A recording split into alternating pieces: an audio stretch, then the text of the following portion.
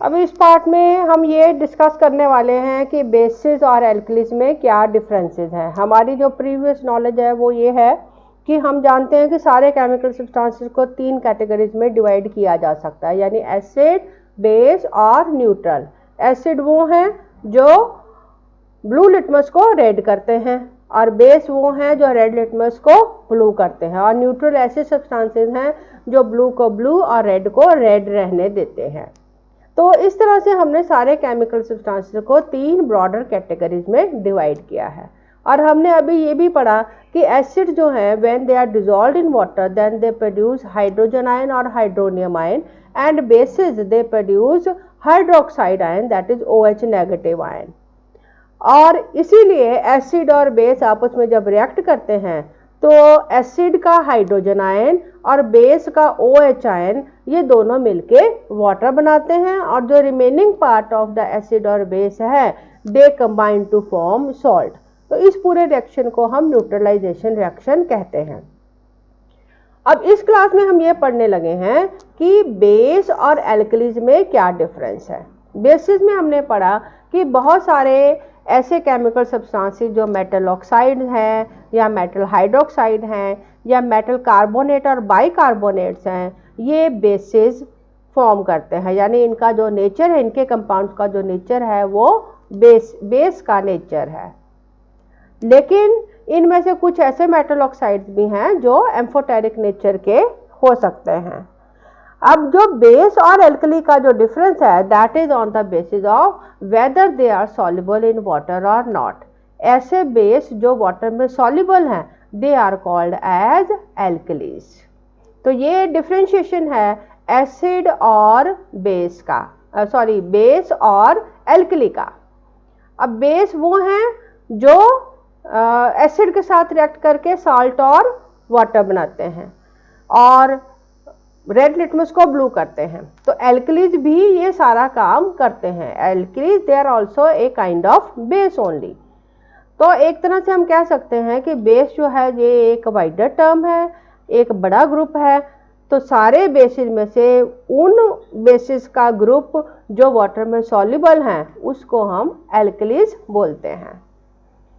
अब ये जो डिफरेंशिएशन है इसके आधार पे हम क्या देखते हैं कि जो एल्कलीज हैं इनको भी हम आगे फिर कैटेगराइज कर सकते हैं, यानी कुछ सब्सटेंसेस ऐसे होते हैं जो बहुत कम सॉल्युबल हो पानी में, और कुछ ऐसे हो सकते हैं जो बहुत ज़्यादा सॉल्युबल हों। सिमिलरली कुछ एल्कलीज ऐसे हों जो वीक एल्कलीज हों क्योंकि उनका जो dissociation to form hydroxide ion है वो बहुत कम है, और कुछ ऐसे हो सकते हैं जो बहुत ज़्यादा आयोनाइज होते हैं, बहुत ज़्यादा डिसएसोसिएट होते हैं और बहुत सारे हाइड्रोक्साइड आयन्स बनाते हैं। तो इस तरह से हमारे पास एल्कलीज के आगे 2 डिफरेंशिएशन है, यानी स्ट्रॉन्ग एल्कली और वीक एल्कली, और ऐसे एल्कलीज जिनको हम एटिपिकल एल्कलीज कहते हैं जो कि ज़्यादा डिसएसोसिएट नहीं होते और ना ही ज़्यादा ये पानी में सॉल्युबल होते हैं। और कंपैरिजन में ऐसे एल्कलीज हो सकते हैं जो बहुत ज़्यादा सॉल्युबल हैं। जो एल्कलीज बहुत ज़्यादा सॉल्युबल होंगे वो भी स्ट्रॉन्ग एल्कलीज बनाएंगे। अब इसमें कुछ एग्जाम्पल्स हमने पढ़े हैं, जैसे अमोनियम हाइड्रोक्साइड और मैग्नीशियम हाइड्रोक्साइड, ये दोनों ही वीक एल्कलीज हैं, वीकली एल्कलाइन इन नेचर है, क्योंकि अमोनियम हाइड्रोक्साइड ये वैसे ही हाइड्रोक्साइड आयन बहुत कम डिसएसोसिएट होता है, यानी इसका ionisation to form OH ion is very less, whereas magnesium hydroxide it is sparingly soluble in water, ये पानी में कम घुलता है। इनके कंपैरिजन में caustic soda, caustic potash, slaked lime, sodium bicarbonate या बेकिंग सोडा और ब्लीच, ये कुछ हमने एग्जाम्पल्स पढ़े हैं जो कि स्ट्रॉन्गली एल्कलाइन इन नेचर हैं। तो next part of the lesson में हम कर रहे हैं कि बेस में ऐसी कौन कौन सी डेफिनेशन है जो हमें बेस की कैटेगरी को डिफाइन करती हैं। यानी हमने ये भी देखा कि कुछ बेस, ज़्यादातर बेस ऐसे हैं जो हाइड्रोक्साइड आयन प्रोड्यूस करते हैं, लेकिन इसमें हम देखते हैं NaHCO3, इसमें हाइड्रोक्साइड आयन नहीं है, ये बाइकार्बोनेट है। सिमिलरली इसमें आप देखिए सोडियम हाइपोक्लोराइट, इसमें भी OH आयन नहीं है, ना ही इसमें कार्बोनेट है, लेकिन ये एल्कली है। तो ऐसे कौन से सब्सटेंसेस हैं जिनको हम एल्कलीज में या बेस की कैटेगरी में कंसिडर करेंगे? इसमें हमारे पास 3 डेफिनेशंस आती हैं बेस की। पहली डेफिनेशन है हमारे पास आर्हीनियस की। According to Arrhenius definition, any compound which provide hydroxide ion in aqueous solution and react with acid to form salt and water, that is hydroxide of all alkali metals and all alkaline earth metals, they are called as base. तो Arrhenius definition of base क्या है कि वो सारे compounds जो aqueous solution में यानी जब पानी में घोले जाएं तो हाइड्रोक्साइड आयन प्रोड्यूस करते हैं, और ये हाइड्रोक्साइड आयन एसिड के साथ रिएक्ट करके साल्ट एंड वाटर फॉर्म करता है। तो ये सारे जो कंपाउंड्स हैं they are called as base. तो अभी तक जो हमने डेफिनेशन पढ़ी है बेस की, उसमें हमने इसके काफ़ी एग्जाम्पल्स पढ़े हैं जो कि हाइड्रोक्साइड हैं, और हाइड्रोक्साइड आयन प्रोड्यूस करने की वजह से दे डू न्यूट्रलाइजेशन रिएक्शन। इसमें जो पीरियोडिक टेबल के एल्कली मेटल्स हैं और एल्कलाइन अर्थ मेटल्स हैं, ये वाले सारे जो एलिमेंट्स हैं they are considered as base. जैसे एग्जांपल में दिया गया है sodium hydroxide and calcium hydroxide. लेकिन इसके सिवाय और भी कई तरह के एसिड्स और बेस का कैटेगराइजेशन हो सकता है। जैसे ये ब्रोंस्टेड-लॉरी डेफिनेशन जो है ये क्या कहती है, ये इसके अनुसार N compound which accepts hydrogen ion, that is water is a base because it can accept hydrogen ion and form hydronium ion, but aluminium chloride is not an acid because it has no hydrogen ion. अब ये Bronsted-lorry definition क्या कहती है कि कौन सी चीज base है? Base वो है जो हाइड्रोजन आयन को एक्सेप्ट कर सकता है, यानी जो मॉलिक्यूल हाइड्रोजन आयन को एक्सेप्ट कर सकता है that is called as base, और जो हाइड्रोजन आयन रिलीज करता है that is called as acid. तो इस डेफिनेशन के हिसाब से जो वाटर है, जिसको हम अभी तक न्यूट्रल कह रहे थे, वाटर क्योंकि हाइड्रोजन आयन एक्सेप्ट कर सकता है और हाइड्रोनियम आयन बना सकता है, इसलिए इस डेफिनेशन के हिसाब से वाटर इज ए बेस।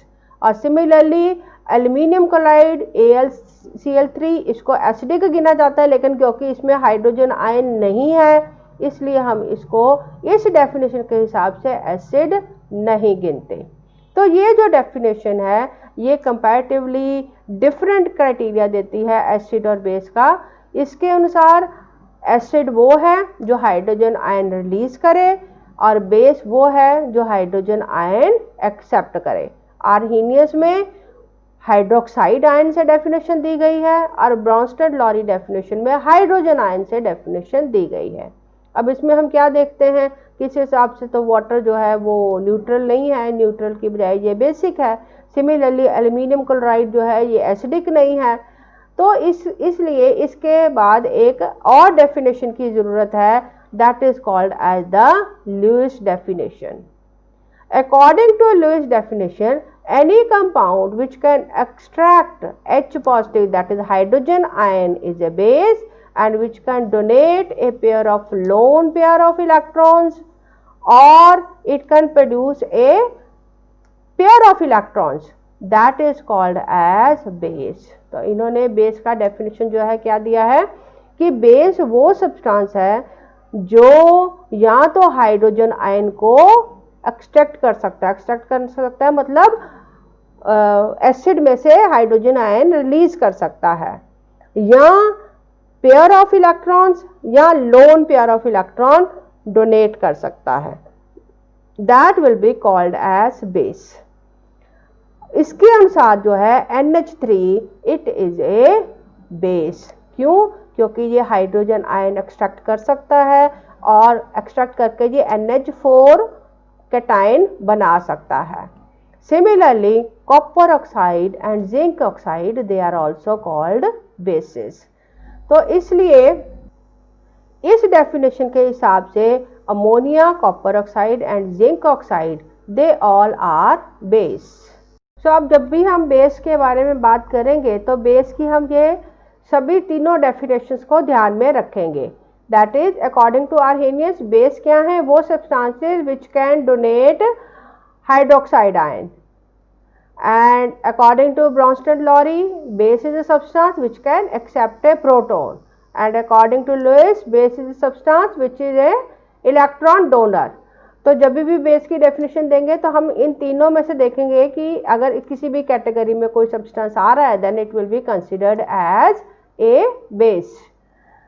तो ये जो सब्सटेंसेस हैं बेसिक सब्सटेंसेस जिसको हम बोलते हैं, इनकी क्या और प्रॉपर्टीज क्या हैं जो हमने ऑलरेडी पढ़नी है कि बेस वो है जो एसिड के साथ रिएक्ट करके सॉल्ट और वाटर प्रोड्यूस करते हैं, यानी न्यूट्रलाइजेशन रिएक्शन में पार्टिसिपेट करते हैं। सिमिलरली बेस वो हैं जो स्लिपरी टू टच होते हैं, यानी सोप लाइक फीलिंग देते हैं, क्रोजिव होते हैं and they have a bitter taste. तो जो हमारे पास केमिकल सब्सटेंसेस हैं उसमें हम देखते हैं कि जो ऑक्साइड्स ऑफ मेटल्स हैं या हाइड्रोक्साइड्स हैं, कार्बोनेट्स हैं, बाइकार्बोनेट्स हैं, ये वो केमिकल सब्सटेंसेस हैं which are basic in nature. In comparison to this अगर हम एल्कलीज की बात करें तो एल्कलीज में हमारे पास ऐसे सब्सटेंसेस हैं जो कि आयनिक सॉल्ट्स हैं। आयनिक सॉल्ट्स मतलब ऐसे सॉल्ट जिनको आप पानी में डिजोल्व करते हैं तो then they dissociate into ions, जबकि बेस के ऐसे सॉल्ट्स भी हो सकते हैं जो पानी में डिजोल्व ना होते हों, तो आज क्योंकि वो डिजोल्व नहीं होते इसलिए they can not form ions. दूसरा ग्रुप 1 मेटल्स जो हैं, ग्रुप 1 ये पीरियोडिक टेबल का ग्रुप 1 है, हाइड्रोजन लिथियम वाला जो ग्रुप है, इसके जो मेटल्स हैं they are called as alkalis, और इन मेटल्स के कार्बोनेट और हाइड्रोक्साइड इनको हम एल्कलीज बोलते हैं। यानी इस ग्रुप के मेटल्स के कार्बोनेट और hydroxide compounds they are called as alkalis. Alkali is a compound which produce hydroxide ion when dissolved in water। बहुत कॉमनली ऐसा भी देखते हैं हम कि जो मेटल हाइड्रोक्साइड्स हैं when they are dissolved in water then they produce alkalis। अब ये हमारे पास एक डिफरेंस है बेस और एल्कली के एग्जाम्पल्स का। यानी मेटल ऑक्साइड में आप देखें तो कॉपर ऑक्साइड बेस है मगर एल्कली नहीं है। क्यों? क्योंकि ये पानी में डिजोल्व नहीं होता, जबकि lithium oxide, sodium oxide, potassium oxide, rubidium oxide and calcium oxide these all are soluble in water so they are alkalis। Similarly metal hydroxide में कॉपर हाइड्रोक्साइड डिजोल्व नहीं होता, ferric hydroxide, aluminium hydroxide and zinc hydroxide, so they are base. But sodium hydroxide जिसको caustic soda कहते हैं, potassium hydroxide, caustic potash, calcium hydroxide, slaked lime या lime water, sodium hypochlorite या bleach, these all are basically alkalis because they dissolve in water। Similarly metal carbonate में calcium carbonate it doesn't dissolve in water, it is present in the shells of the sea animal या जो सिपियाँ हैं या शंख हैं that is made up of calcium carbonate, so that is not soluble in water। Whereas lime water, lithium carbonate, sodium carbonate, these are solubles, so they are alkalis। Similarly metal bicarbonate में sodium hydrogen carbonate जिसको sodium bicarbonate भी बोलते हैं, baking soda भी बोलते हैं, that is a very good example of metal bicarbonate and alkali. And similarly sodium hypochlorite। So these are some of the examples which we have already studied or which we will be studying in the due course, which we are expected to remember that these are bases and these are alkalis।